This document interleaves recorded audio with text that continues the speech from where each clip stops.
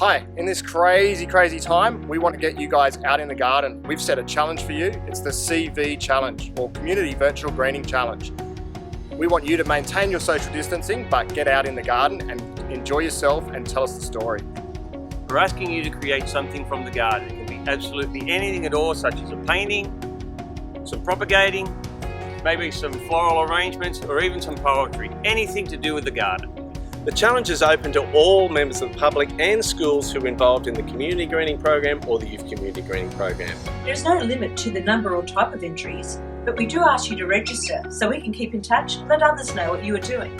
We'd love you to share your activities with us online.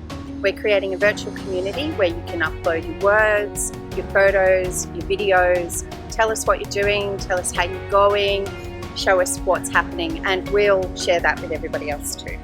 If you need resources for this challenge that you can't otherwise get, please feel free to contact us and we'll see what we can do to help you out.